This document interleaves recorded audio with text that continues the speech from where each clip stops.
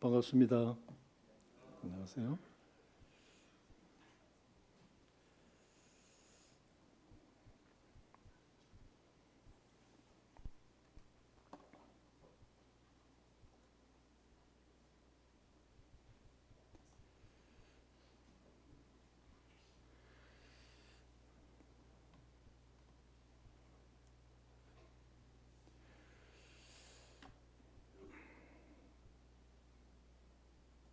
오늘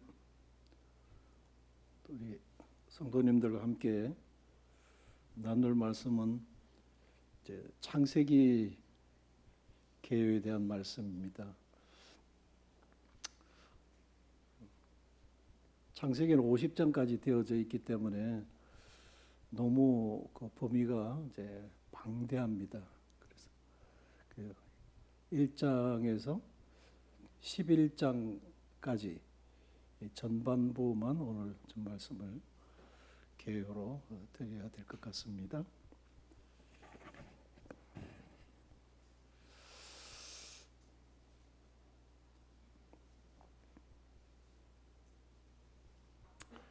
개요를 살피기 전에 성경책에 다 책 66권으로 되어져 있는 성경이 다 이름들이 다 각각 다 다릅니다. 그 이유에 대해서 또 오늘 좀 말씀을 먼저 드리고 창세기에 대해서 말씀을 드리겠습니다. 성경의 책명을 붙일 때 목적에 따라서 아주 찾기 쉽도록 이렇게 결정이 되어져 있습니다. 오늘 우리 교회 모범적 구도자들도 앉아 계시기 때문에 기본적인 걸 좀 먼저 말씀을 드릴게요. 창세기는 첫 번째 시작의 그 단어를 따서 창세기가 되어져 있는데, 이렇게 처음 시작 문구를 책명으로 들은 이제 경우가 있고, 또 저자명, 또 수신자명, 또 수신 대상을 인물로 되어져 있는 이렇게 책명이 되어져 있습니다. 창세기는 히브리어로는 베레시트 바라 엘로힘, 이래서 하나님이, 태초에 하나님이, 여기에서 나오는 그 태초를 떠서 베레시트, 히브리어로는 창세기를 베레시트라고 이렇게 구분되어져 있습니다. 그래서 태초에 라고 하는 이 처음 단어를 지적해서 창세기라고 이렇게 명명하게 되어진 겁니다. 헬라어로 이제 번역이 되어질 때 게네시스 이래서 그걸 이제 영어로 해서 제네시스로 이렇게 기원에 관한 내용을 기록한 책이다. 이렇게 해서 창세기로 명명하게 되어졌습니다. 출애굽기는 히브리어로는 이제 셈못으로 되어 있고 이름들, 이런 뜻입니다. 애굽에 이른 이스라엘의 아들들의 이름은 이러하니라. 르우벤, 시몬, 또 레위, 유다, 이렇게 해서 이제 그 이름들이 출애굽기에 쭉 나오거든요. 그래서 이름들, 이렇게 해서 이름들, 히브리어로는 셈못, 이름들을 따서 히브리어로는 그렇게 시작이 됩니다. 헬라어의 명칭에 따라서 이제 엑소더스에서 탈출기, 이스라엘 백성들이 이집트를 탈출한 탈출기를 기록했다. 이렇게 해서 출애굽기 이렇게 이제 한 것입니다. 레비티쿠스에서 레위기는 히브리어는 와이크라라는데 그리고 그가 부르셨다. 해막에서 하나님께서 부르셨다. 이렇게 이제 시작이 되어지는 거예요. 레위기인데 레위기는 그렇게 그리고 그가 부르셨다라는 의미인 와이크라 되어 있습니다. 민수기는 우리가 잘 아시는 대로 1장과 26장에서 이스라엘 백성들의 수를 계수하게 되어지죠. 두 번이나 숫자를 계수하게 되어집니다. 그래서 이제 우리 민수기다 이렇게 하는데 히브리어로는 베미드바를 해가지고 광야에서 신의 여호와께서 시나이 광야에서 이스라엘 자손의 회중 각 남자의 그 가족대로 이제 수를 세웠다. 남자의 수를 종족대로 세우라. 이것이 이제 민수기 시작이거든요. 그래서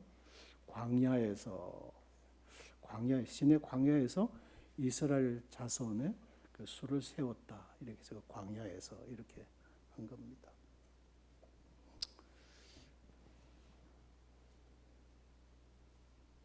디오트로노미 해서 이것은 헬라어로 되어져 있는 것인데 히브리어로는 데바림 말씀들. 모세가 요단 저편 아라바 광야에서 이스라엘 무리에게 말씀을 선포하니라. 이게 이제 신명기거든요.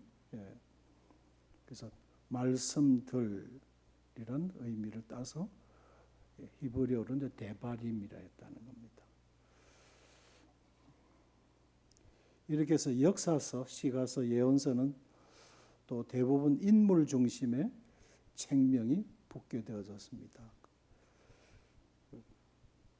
그래서 여호수아 인물이죠. 여호수아서, 역사서의 출발이 여호수아서 되고, 그 다음에 이제 사무엘, 상하, 에스라, 느헤미야, 에스더, 에스겔, 다니엘, 호세아 이렇게 해서 시편은 찬송들. 신약 성경은 각 복음서의 저자의 이름을 땄죠. 마태, 마가, 누가, 요한, 그죠? 사도행전은 사도들의 행적을 기록했다 이렇게 되어 있죠. 근데 로마서나 빌레몬서 이 경우는 또 로마에 있는 이렇게 이제 사도 바울이 로마에 있는 성도들에게 보낸 편지죠. 그래서 수신 지역이 로마. 그리고 빌레몬 개인 이름을 빌레몬에게 수신자가 빌레몬이었죠. 그 야고보, 베드로, 전후서, 요한 1, 2, 3서 이게 다 저자의 이름들이고 요한계시록도 역시나 요한이 반모섬에서 말씀을 받아서 기록했다 이렇게 되었습니다. 이렇게 해서 성경이 책명이 어떻게 붙어졌는가 하는 내용을 잠깐만 말씀을 먼저 서두에 드렸습니다. 창세기 이제 개관을 하면서 핵심 줄거리가 크게 두 구분으로 나눌 수 있습니다. 두 단원으로. 창세기 1장에서 11장까지는 하나님의 천지 창조와 원시 시대 인류의 역사를 다루고 있는 것이 창세기 1장과 11장입니다. 그리고 12장부터는 아브라함을 하나님이 부르시죠. 그러면서 아브라함, 이삭, 야곱의 12아들, 그 가운데 37장부터는 야곱의 약전은 이러하니라 하면서 요셉이 등장하면서 37장에서 50장까지 그 긴 장을 요셉에 관련된 내용으로 이제 요셉을 통해서 하나님께서 어떻게 역사하셨는가를 기록을 하고 있습니다. 다만 이제 38장 이제 유다가 나오는 38장이 유다가 이제 이스라엘 역사에 중요한 인물로 이제 앞으로 나오기 때문에 38장에 유다에 관련된 내용을 삽입을 해서 그렇게 구성이 되어져 있습니다. 그래서 태초에 하나님이 천지를 창조하시니라 창세기 1장 1절에서부터 창세기 50장 맨 마지막 절에서는 애굽에서 입관하였더라로 끝나는 것이 창세기가 되겠습니다. 그 요셉의 죽음이고 요셉을 애굽에서 입관하였더라. 이렇게 끝나는 것이 창세기가 되겠습니다. 그래서 이 전반부 1장에서 11장까지를 오늘은 시간상 살펴보게 되겠습니다.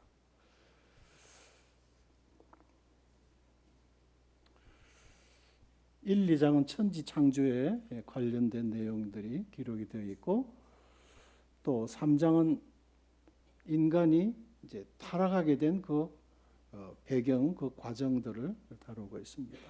그리고 4장에서는 가인과 아벨의 형제간에 일어났던 그 사건을 통해서 죄가 얼마나 참 심대하고 또 신속하고 또 빠르게 이제 죄악이 확산되어졌는가 하는 그 내용을 4장에서 다루고 있고,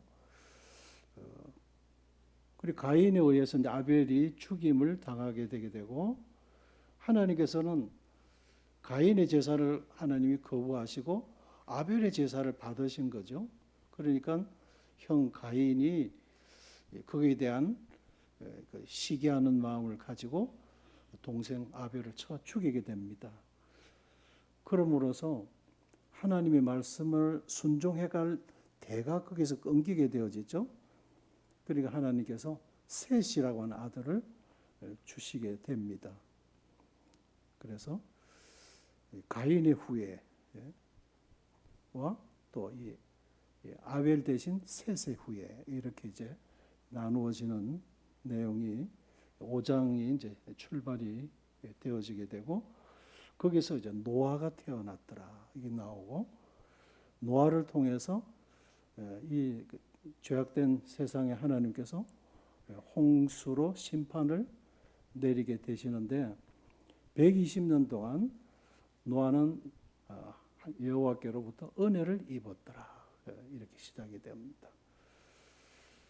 그래서 이 죄악된 세상에서 죄가 아주 관영했고 어린아이로부터 태어나면서부터 인간들은 죄인이 되어지고 하나님을 멀리하게 되어진 것입니다. 그래서 하나님께서 심판하지 않으면 안 되신 그 내용들이 6장 이후로 나오게 되고, 홍수 심판을 통해서 이제 그 하나님의 심판을 쏟으시게 됩니다.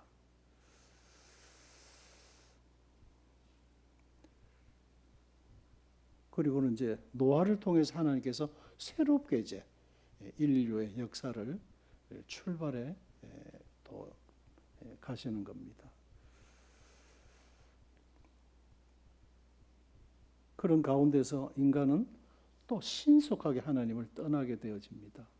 생육하고 번성하고 땅에 충만하고 땅을 정복하라고 하신 아담과 하와에게 주셨던 그 축복을 노아와 그 후손들에게도 하나님이 그 복을 내리시는데, 그 은혜를 가지고 하나님 앞에 영광 돌리지 않고 하나님 없이 살아가려고 하는 겁니다. 그래서 그 시나리라는 지역에 저들이 모여서 탑을 쌓고 대꼭대기를 하늘에 닿게 하여 하나님의 말씀을 하나님 없이 우리가 살아가자 이렇게 이제 힘을 모으게 되어집니다. 그래서 하나님께서 어느 혼잡으로 또 심판을 내리시는 이 과정들이 이렇게 전반부에 1장에서 11장까지 내용으로 이제 구성이 되어져 있다는 겁니다.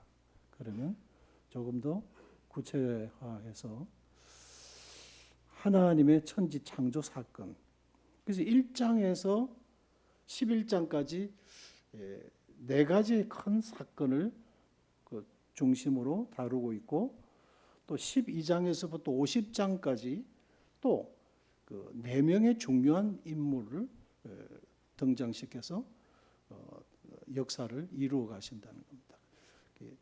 1장에서 11장까지 네 가지의 사건, 12장에서부터 50장까지 아브라함, 이삭, 그리고 야곱인데 야곱의 12아들들 가운데서 요셉을 통해서 역사를 이루어 가시는, 그래서 후반에도 이제 4명의 인물, 전반부에서는 4가지의 큰 사건, 그러면서 크게 창세기 1장에서 11장까지 첫째 단락, 12장에서 50장까지 또 두 번째 단락.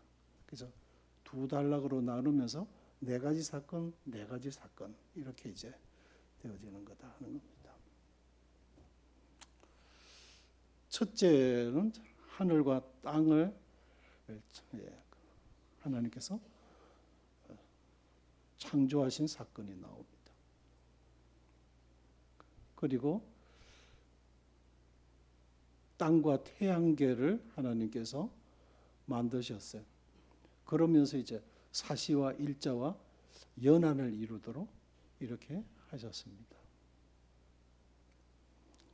그리고 각종 피조물들을 하나님 만드셨어요. 그래서 일단은 좀 개요를 쭉 한번 훑어가고 그 다음에 이 1장에서 11장까지에서 우리가 받아야 될 교훈은 무엇인가 하는 것으로 이제 후반에 가서 요약을 해서 마치도록 하겠습니다.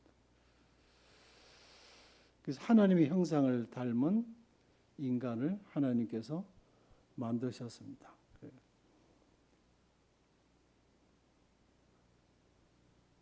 하나님께서 각종 피조물들을 만드실 때는 하나님께서 명하셔서 만드셨으면 하나님의 형상을 닮은 사람을 만드실 때는 하나님께서 친히 손수 빚어 만드시고 생기를 그게 불어 넣으셨습니다.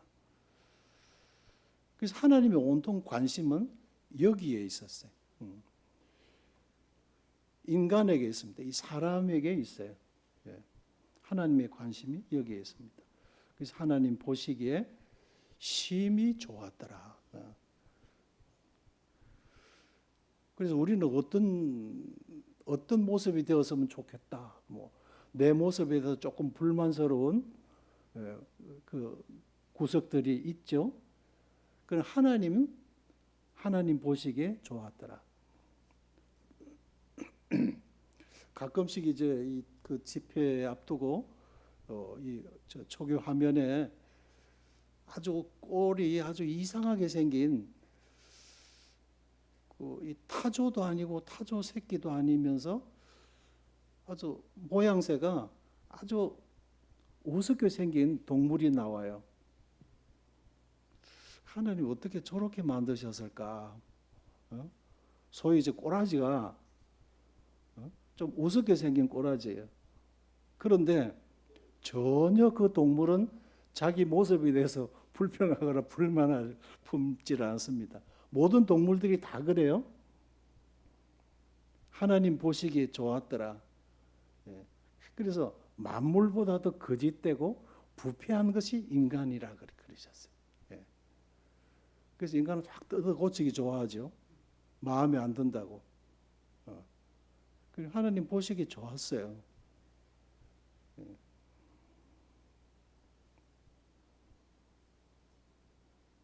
전에 김문경 전님께서 우리 자매 얼굴을 보고 가짜 얼굴이라 그랬어요.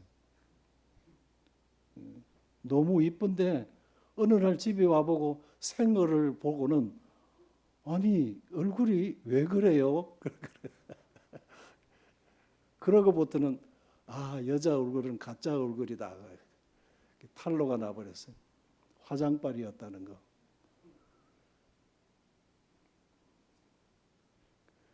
하나님의 형상을 닮은 인간을 하나님이 만드셨어요. 그런데 이 인간이 하나님을 배신하고 죄짓게 되고 하나님 말씀을 거역하고 불순종하고 제 멋대로 가게 되고 하나님이 금하신 것들은 골라가면서 이래도 밉소하면서 죄를 짓게 되어진 겁니다.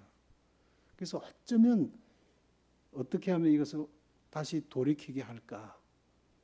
이것이 하나님의 구속의 경륜이에요. 엘로힘의 하나님이거든요. 태초에 하나님이 천지를 창조하시니라. 하나님이 첫째 날에, 하나님이 둘째 날에. 그런데 뒤로 가면서 여호와 하나님으로 나와요.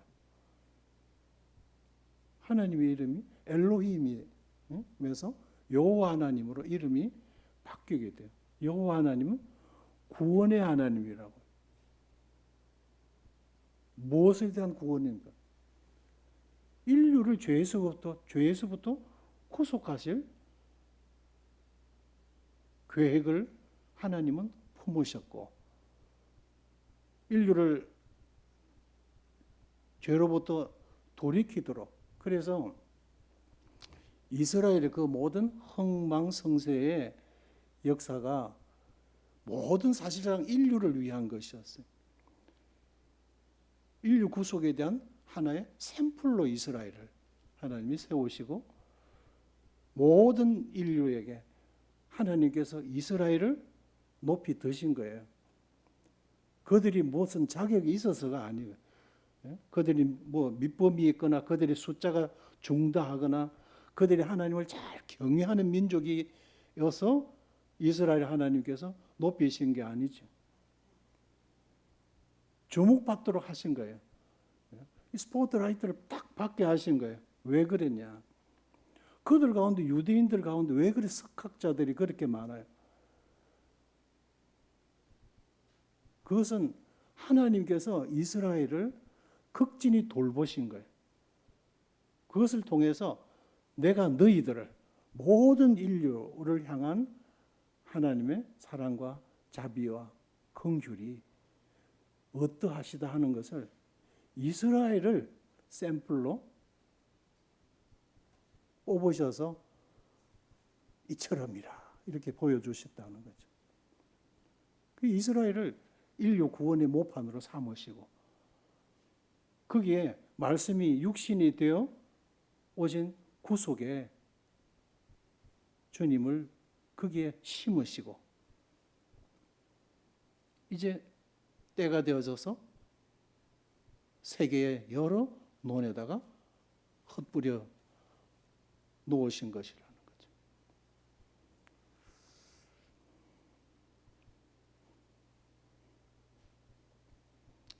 그래서 이 장은 인간 기원에 대한 상세 기록, 창조의 반복이 아니라 인간 기원에 대한 상세 기록이 나온 것이죠. 하나님이 지으신 그 모든 것을 보시니 보시기에 심히 좋았더라. 그래서 말씀대로 조성된 피조물을 하나님은 보시면서 좋아하셨다. 두 번째는 이제 뱀의 등장과 인간의 타락 사건입니다. 이 불순종은 불신에서부터 비롯된 거예요. 왜 이 불신? 불신을 이 뱀이 심어준 거예요. 하나님께서 동산 모든 나무의 실과를 먹지 말라고 하시더니, 하나님이 그러신 적이 없어요. 네가 임의로 먹으라고 말씀했어요. 그러면서 인간에게 심어준 불신은 뭐냐? 왜 못 먹을 것을 만들어 놓으시고 먹지 말라고 했을까? 이상하지 않냐? 이거예요. 하나님은 창조주와 피조물의 질서를 위해서 에덴을 창설하시고 거기에 선악과를 만들어 놓으신 거예요. 그리고 거기에 더 이상 범접하지 말고 넘어 들어오지 말라고 하신 것이었어요. 그리고 그것을, 그래서 모든 것 실과를, 보기 좋은 것들을 다 심어 놓으시고 그거 하나하나 다 먹어보고 처음 먹은 것을 맛을 잊어버릴 만하면 또다시 먹어도 또 새롭도록 부족지 않도록 충분하게 넉넉한 은혜를 허락해 주셨어요. 그런데 유독 동산 중앙에 있는 선악을 알게 하는 나무의 실과 못 먹을 것을 왜 하나님이 만들어 놓고 먹지 말라고 했겠냐. 너희들이 그것을 먹는 날에는 너희 눈이 밝아져서 하나님과 같이 되기 때문에 하나님은 너무 독선적이야. 너희도 그거 먹으면 너희들도 하나님과 같은 경지에 오를까 봐 거기에 못 오르도록 하기 위해서 내린 조치야. 그걸 너희를 사랑하는 하나님이라 할 수 있어? 이런 식으로 이제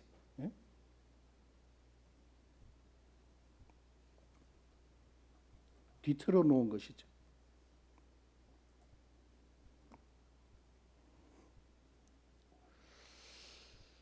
그래서 그 말을 너무 이제 사단과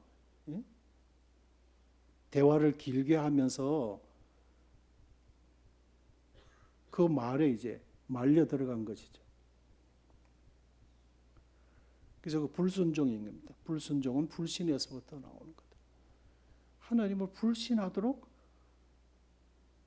미혹을 한 것이고 그 불신의 미혹을 받아서 선악과를 나무를 실과를 보니까 보암직하고 먹음직하고 지혜롭게 할 만큼 탐스럽기도 한 나무이지라. 오로지 그것만이 유일한 먹거리처럼 왜 저것을 먹지 말라고 하셨을까? 다른 과일들은 눈에 들어오지 않고 그것만 눈에 들어오도록.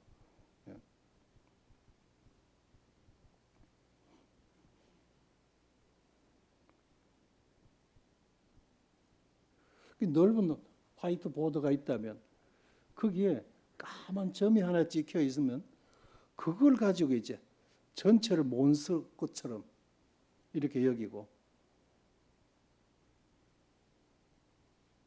사용을 아주 아예 포기해버리도록 만드는 이것이 이제 죄의 속성인 거예요. 그래서 죄의 기원 그리고 죄의 발전이 이제 사장에부터 나오죠. 그래서 가인이 아벨을 죽이고 하나님을 떠났어요.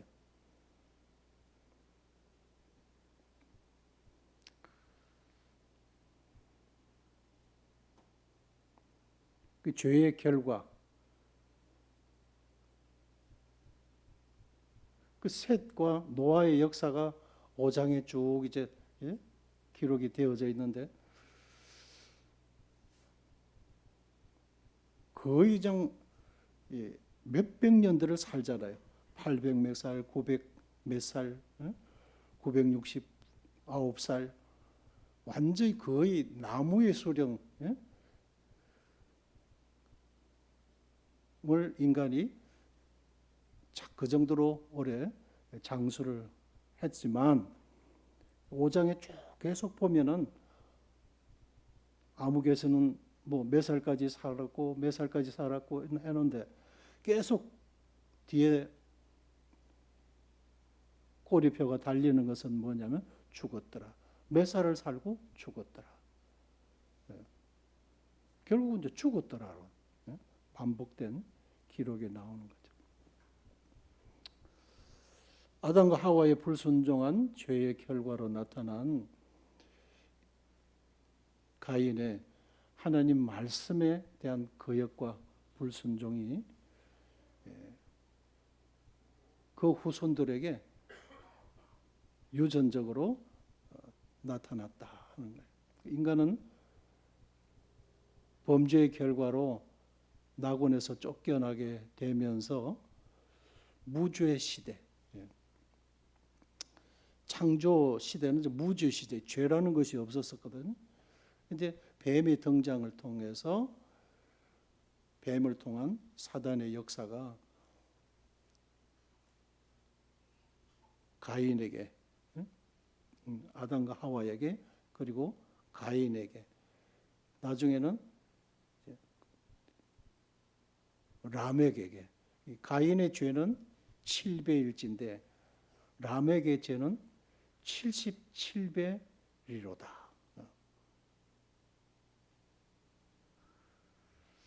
그래서 무죄 시대가 끝이 나고 인간의 그 양심을 기준으로 해서 이거는 옳은 것이고 이것은 그런 것이다.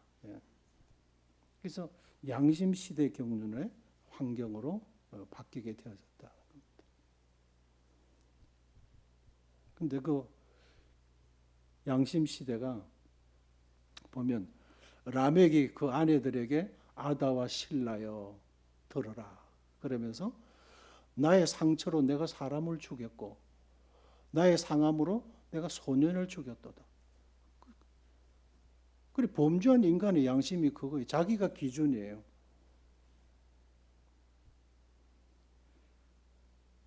로마서 2장에 보면 인간이 하나님으로부터 받은 그 양심을 기준으로 살아가는데 왜 복음이 필요하냐를 말씀하고 있죠. 이방인들의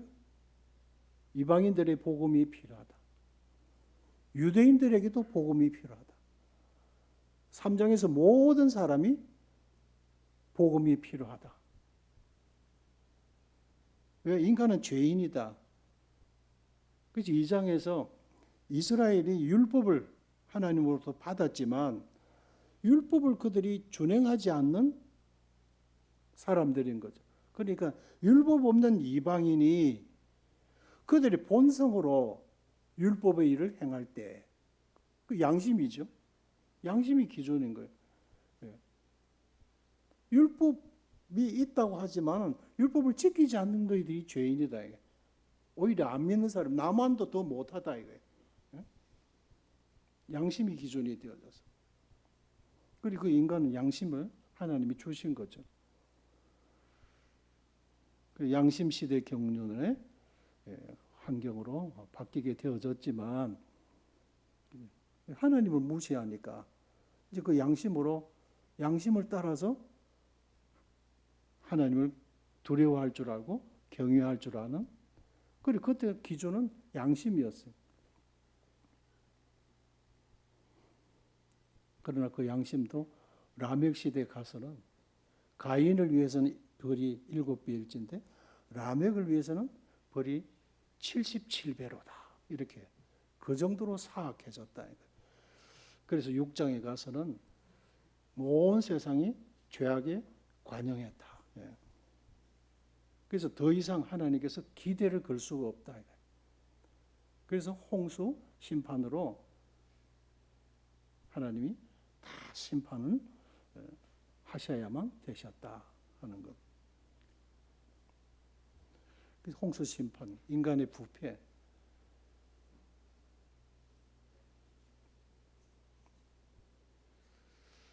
이제 여기 이제 보면은 창세기 6장 잠깐 보시면은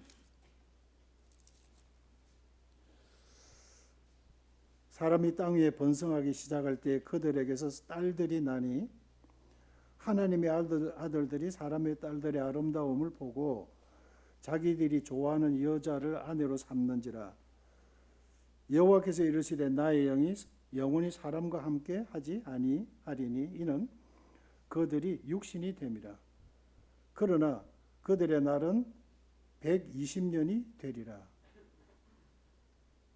하시니라. 당시에 땅에는 네피림이 있었고 그 후에는 하나님의 아들들이 사람의 딸들에게로 들어와 자식을 낳았으니 그들은 용사라 고대의 명성이 있는 사람들이었더라. 여호와께서 사람의 죄악이 세상에 가득함과 그의 마음으로 생각하는 모든 계획이 항상 악할 뿐임을 보시고 6절에 땅 위에 사람 지으셨음을 한탄하사 마음에 근심하시고 이르시되 내가 창조한 사람을 내가 지면에서 썰어버리되 사람으로부터 육축과 기는 것 공중의 새까지 그리하리니 이는 내가 그것들을 지었음을 한탄함이니라 하시니라. 8절에 그러나 노아는 여호와께 은혜를 입었더라. 그래서 노아가 이제 등장을 하게 되어지는데, 하나님의 아들들, 사람의 딸들, 여기에 대해서 뭐 여러 가지로 뭐 구구한 변론들이 있어요. 뭐 타락한 천사, 뭐 반은 천사고 반은 사람, 또 순종의 후예와 불순종의 후예, 그리고 복음주의적인 모임이든 복음주의적 교계에서는 이게 순종의 후예와 불순종의 후예, 그러니까 아벨의 후예와 가인의 후예가 되는데, 아벨이 죽었음으로써 셋의 후예가 되어지는 거예요. 셋의 후예와 가인의 후예. 타락한 천사이면 회개할 기회가 없어요. 천사들에 대해서는, 인간에게는 하나님께서 회개의 기회를 주셨어요. 하나님께서 네가 어찌하여, 아담과 하와가 범죄했을 때 하나님께서 네가 어찌하여 선악과를 따먹었느냐, 이렇게 안타까워하셨어요. 그러나 천사가 범죄했을 때는 가차 없었어요. 이 천사는 영물이거든. 또 시집을 가거나 장가 가는 것이 없죠. 사두개인들에게 주님이 말씀하실 때도 그러셨어요. 그 천사는 시집 가고 장가 가는 게 아니에요. 여기는 시집 가고 장가 가죠. 또 회개의 기회가 저들에게 주어지죠. 그래, 천사가 아니라 사람의 아들들이란 천사가 아니다. 욥기에 나오는 그 천사가 아니다. 그렇죠. 욥기에 나오는 여기는 순종의 후예와 불순종의 후예라고 합니다. 여기서 뭐 네피림도 나오는데 아주 그 체구는 컸고 이 죄와 아주 잔악성에 있어서 뭐 헐크와 같은, 아주 괴물에 가까운 이제 이 어떤 이 죄의 스케일에 큰 아주 잔인한 그런 인간들이 되었다, 그런 의미.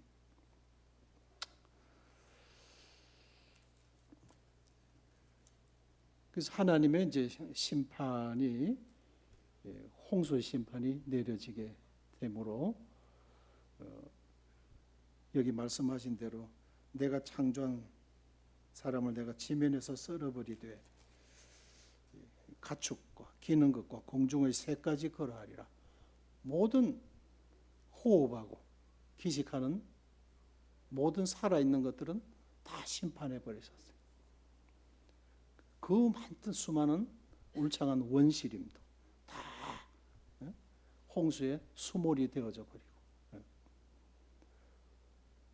그것이 이제 지금 화석유가 되어지고 석탄이 되어지고 그런 것이었죠.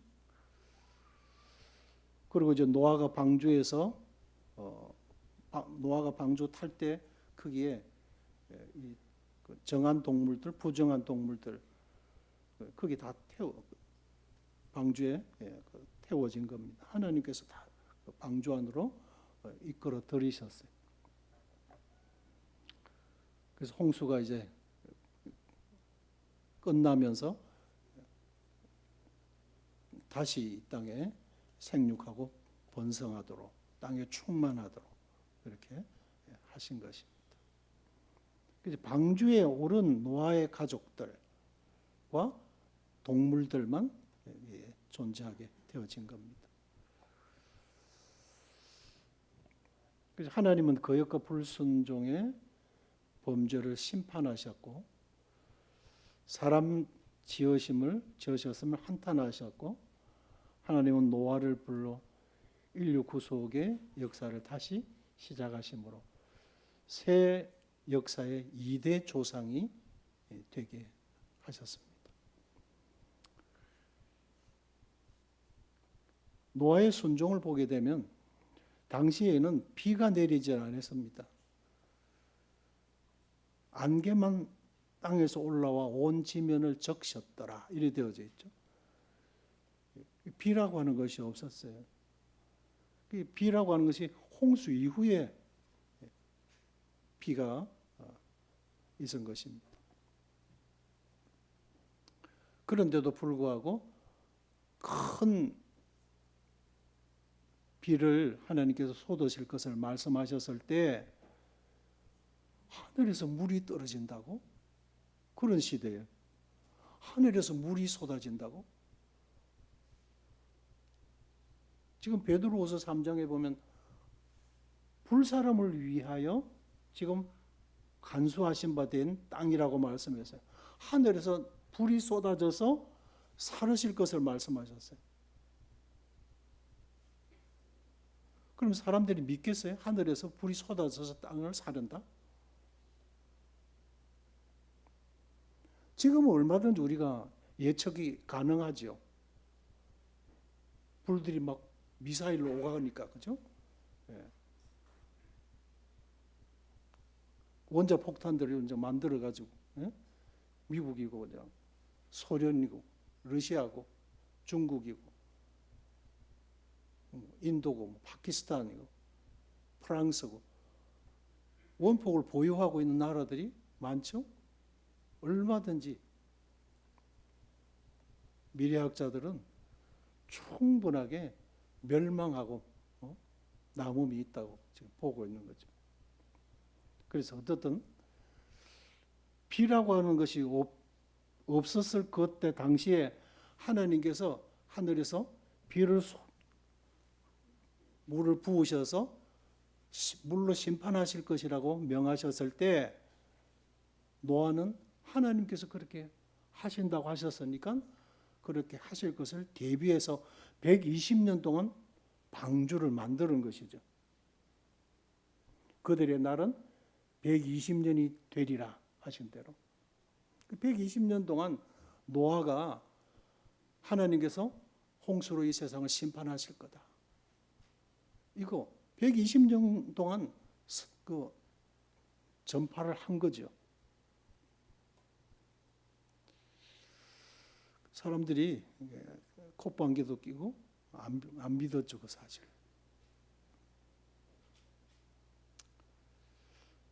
이렇게 해서 이제 새로운 시작이 되어졌지만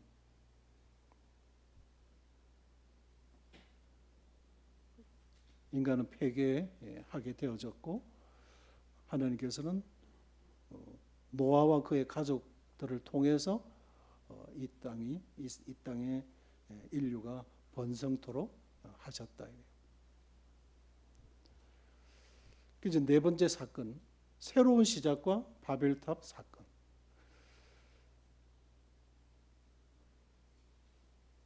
그래서 양심 시대도 이제 끝이 났어요.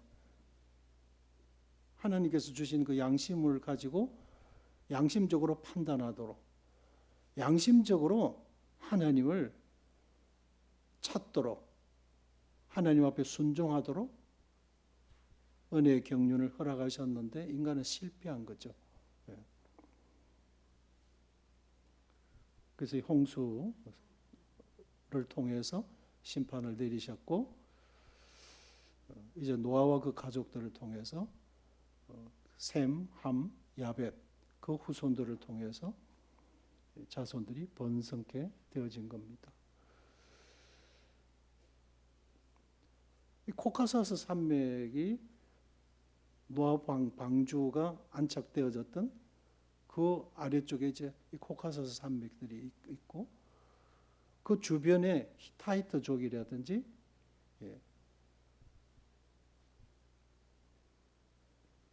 스구디아인이라고 골로새서에 나와요. 지금은 이제 그 중세의 훈족이라고 하는 그 사람들이 다 이 후예들이죠. 노아의 그 후손들이기도 한 겁니다. 바로 직계 후손들이 그 주변에 살고 있는 거예요.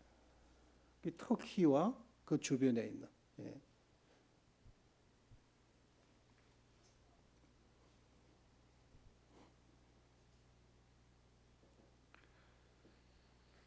지금 뭐 그런 이제 노아 방주가 화석화되어져 가지고 있다. 뭐 또 탐험대가 직접 잣나무로 만들어진 방주 안으로 탐험대들이 들어가서 그 목재가 그대로 있는 거예요. 그거를 꺾어가 와서 지금 그 박물관에 소장하고 있는 이런 영상들, 유튜브 영상들이, 동영상들이 나와 있어요.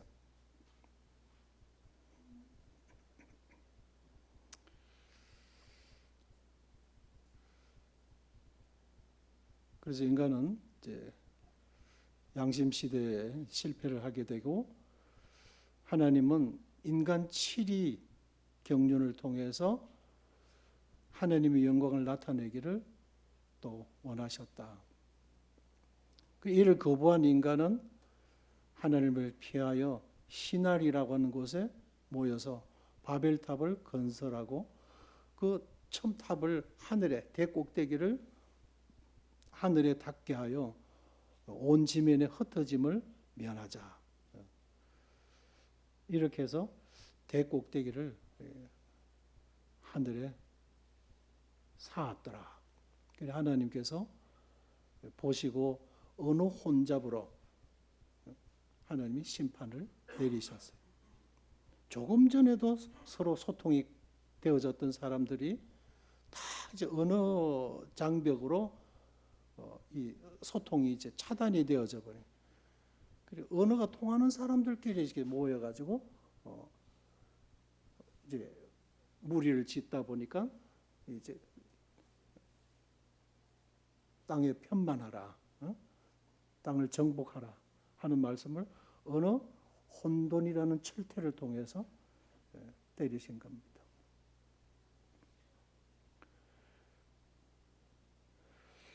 에우로페 해가지고 유럽 연합이 결성이 되어질 때에 그때 그들이 대형 이 연합 건물을 짓고 거기에 배너라든지 대형 현수막을 걸어 놓을 때 유럽의 많은 언어를 하나로 라는 구호를 외치면서 그 유럽 연합을 저들이 이루어 간 것이 이제 그 사진으로 지금 다 자료들이 남아 있습니다. 거기에 또 인간은 이제 반항을 하고 있는 것이죠. 예, 이렇게 이제 정리를 하면 하나님의 천지 창조와 인류 원시 시대 역사였고, 그 범위는 1장에서 11장까지고 네 가지 사건으로 이제 요약이 될 수 있었습니다. 하나님께서 천지를 창조하신 사건, 뱀의 등장과 인간의 불순종으로 말미암은 타락 사건, 그리고 홍수 심판 사건과 노아를 통해서 새로 시작한 사건, 또 새로 시작하여서도 바벨탑 사건으로 인해서 어느 혼잡 사건으로 이제 종결이 되어진 것이 원시 시대의 역사였다 하는 겁니다. 그러면 여기서 이제 우리가 또 좀 정리를 다시 하면서 교훈을 받고자 하는 것은 태초에 하나님이 천지를 창조하시니라. 뜬금없이 구약 성경을 맨 처음 성경을 딱 펴서 1장 1절을 딱 폈는데 어떻게 해서 하나님이라는 분이 존재하게 되셨는데 그분의 인격은 어떤 분이 어떠하시고 그분은 어떻게 해서 존재하게 되어졌고 뭐 이런 뭐 사건을 전개하는 내용이 전혀 없어요. 어떤 논리적 전개나 얘기 없어요. 그냥 바로 설득이 용납되지 않는 거예요. 그냥 선포, 진리의 말씀을 선포한 것밖에 없는 것입니다. 태초에 하나님이 천지를 창조하시니라. 왜냐하면 이미나 진행, 원래부터 계시 오셨던 그 하나님께서 천지 창조도 이어서 진행하고 계셨던 것이었어요.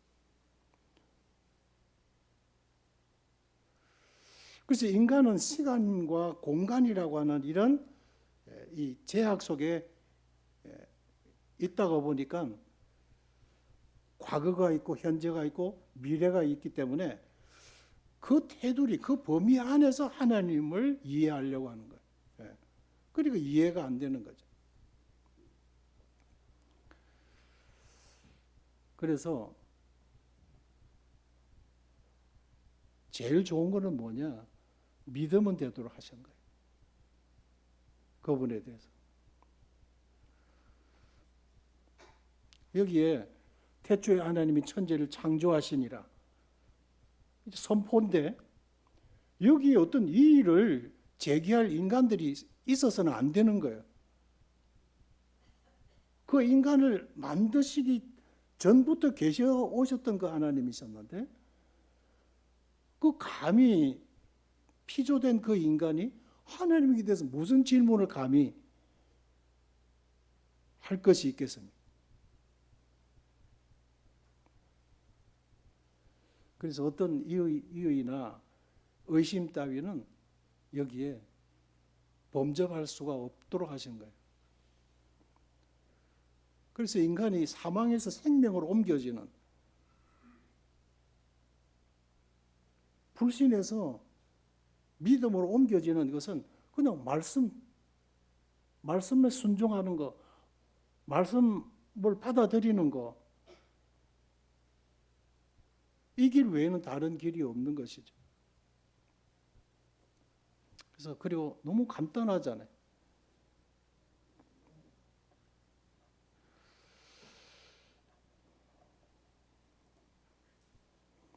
창세기에는 그런 서론이나 서언이 필요 없이 이미 존재하고 계시던 분께서 천지 창조도 선포로 이어서 진행하신 권능의 말씀입니다. 하나님이 이르시되 빛이 있으라 하시니 빛이 있었고 그렇게 진행되어진 거예요. 사실이기 때문에. 태초에 하나님이 이 창세기 주어가 우리가 아니라고 하는 거죠. 하나님이시라는 사실을 명심하면 되는 것입니다.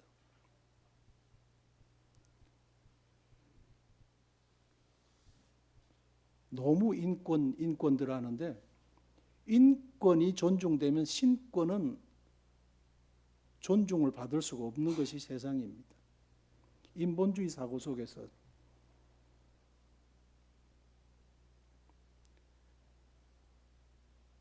이미 이제 작고하신 인문학의 대가 이어령 선생 같은 경우에 한국인이여 한국어를 알자.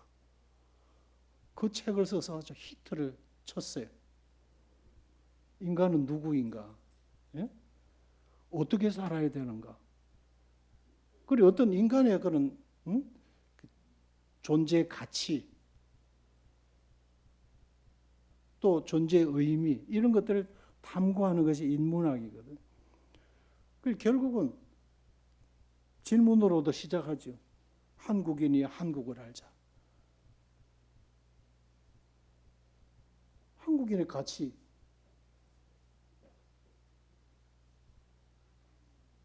그래서 인문학을 연구하는 많은 학생들에게 상당히 많이 도전이 되어진 것이 한국인의 의식 구조.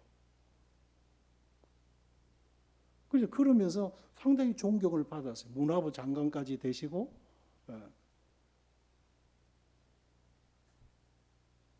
그리고 결국은 뭐냐? 어떻게 되었냐? 지성에서 영성으로. 이 책을 이제 그분이 낼 단계에서는 하나님 앞에 그가 무릎을 꿇게 되죠. 그 자서전에서 나라는 존재는 먼 데서 보는 금잔디요 이렇게 했어요. 그리고 인문학의 대가답게 상당히 그 한마디 한마디가 생각할 수 있도록 뭐 자아를 발견할 수 있도록 많은 도전들을 그분이 던진 분이에요. 그러나 결국은 그가 그의 자서전에서 이야기한 것처럼 나는 먼 데서 본 금잔디에 불과하다는 거예요. 막상 올라가 보면 아무것도 없더라는 거죠. 금잔디들이 아니더라는 거죠.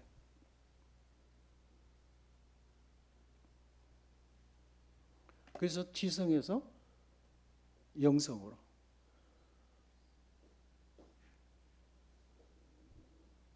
인간이 갈 수 있는 데까지 인간의 가치, 인간의 어떤 존엄성, 그 속에서 무언가가 해답이 있을 것처럼 대꼭대기까지 올라갔지만 없더라는 거죠. 결국 그 딸이 병이 들어서 사경을 헤맬 때 그 딸 때문에 무릎을 꿇게 되죠. 생명의 주인이시여. 생명을 창조하신 그분 앞에 무릎을 꿇었어요. 진작 태초에 하나님이 천지를 창조하시니라 이 권위, 이 권능의 말씀 앞에 진작 무릎을 꿇었더라면 얼마나 좋았겠어요. 많은 세월을 마치 솔로몬이 그가 하고 싶은 대로 다 해보고 웃어도 보고 별의별 제사를 다 해보고도 헛되고 헛되며 헛되고 헛되니 헛되다고 하는 고백을 할 수밖에 없는 것이 인간인 거죠. 그리고 결국은 예수님 믿으시고 하나님 앞으로 그가 돌아와서 지성에서 영성으로 라는 책을 남긴 거죠.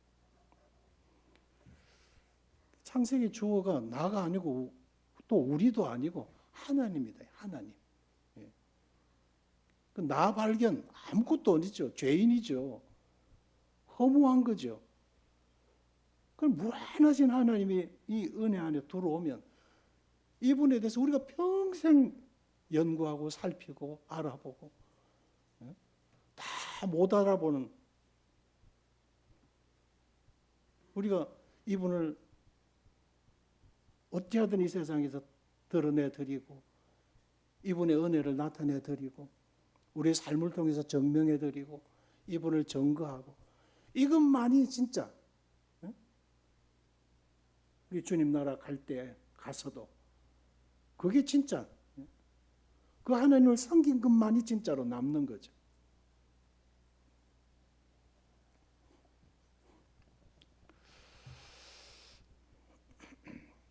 두 번째로는 새로운 구속의 경륜으로의 전환. 가인은 땅의 소산으로 제물을 삼아 여호와께 드렸고, 제가 창세기 4장 여기서 이제 구원의 확신을 가졌죠. 내 자신이 가인처럼 하나님 앞에 피 없는 제사를 부지런히 그러니까 더 부족한 죄인인 거죠. 근데 아벨의 제사를 보니까 아무 보잘것없는 그냥 양새끼 한 마리 드리면서 피 있는 제사 드린 거. 이거 하나님이 받으신 것이었어요. 답은 여기에 있네. 이미 예수님 내 죄값 때문에 피 흘려 돌아가셨잖아. 피 흘림이 이어선적 죄사함이 없고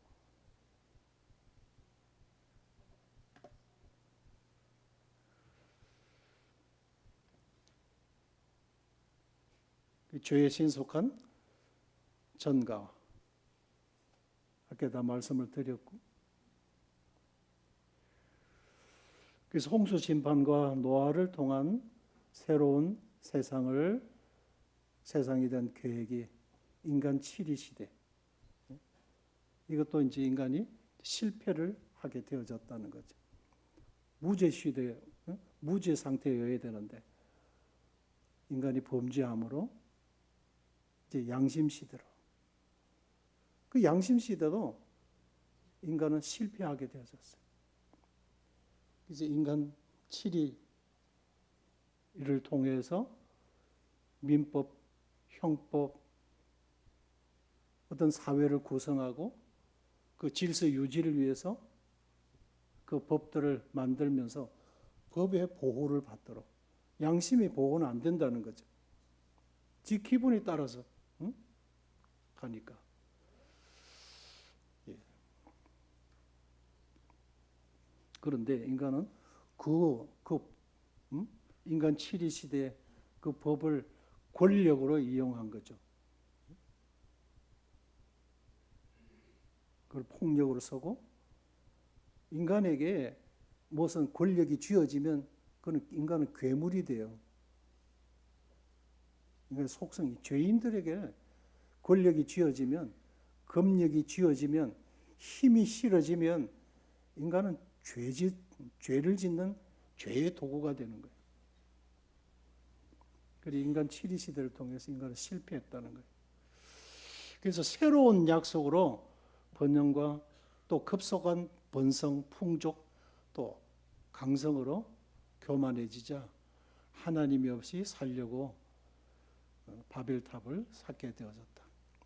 이 과학의 첨탑을 과신하는 현대인들. 그랜드 디자인을 쓴 사람이죠. 스티브 호킹. 그랜드 디자인. 그러니까 자발적 창조는 신이 개입할 필요가 없다. 아니 그걸 이제 지 나름대로 논리를 편 것이죠. 자발적 창조 뭐예요? 진화라고 하는 거죠. 가만히 냅둬도 저절로 그랜드 디자인 대단히 무언가가 스티브 호킹이 하나님의 존재에 대한 각성이 있었나 보다 싶어서 봤는데 그런 게 아니라는 거예요. 하나님 없이 하나님이 신이 필요로 하지 않는다. 자발적 창조.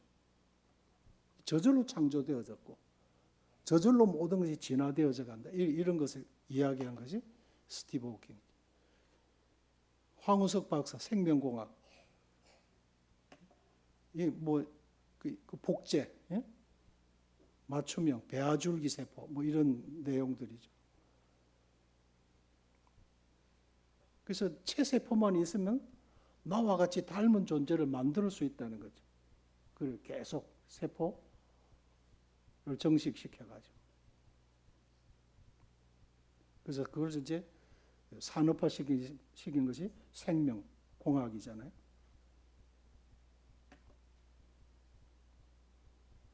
그것을 산업화해서 돈 벌면 되겠다. 이것이 생명공학 산업이죠. 인간과 비슷한 장기를 가진 무언가를 만들어 놓으면 인간이 계속 병들면 부속품 갈아 교환하면 계속 살아갈 수 있을 것 같다는 거죠. 이런 도전들이 이 바벨탑 도전과 똑같은 거죠. 하나님 없이 안 죽고 살려고 하는 거죠. 그래서 이병철 씨도 알루미늄 관에 냉동되어져 있잖아요. 그것이 이제 삼성생명공학, 의료와 과학, 융합을 통해서 죽은 자도 살릴 경지에 가면 나를 살려라 이거거든.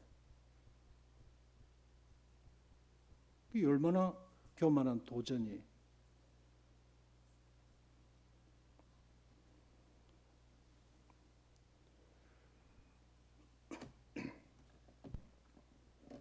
그래서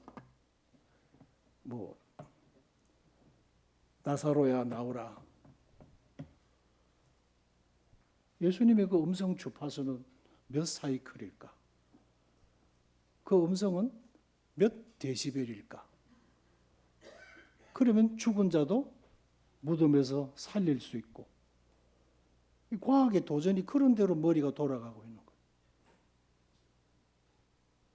예수님 믿으면 구원받잖아요. 영생 얻잖아요.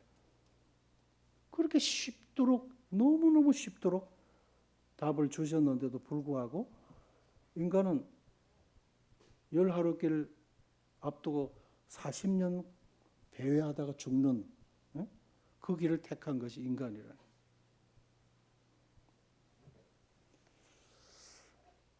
오늘 또 시간은 내가 오버했는데 여기만 서면 말이 길어져서 죄송합니다. 시간 마치겠습니다.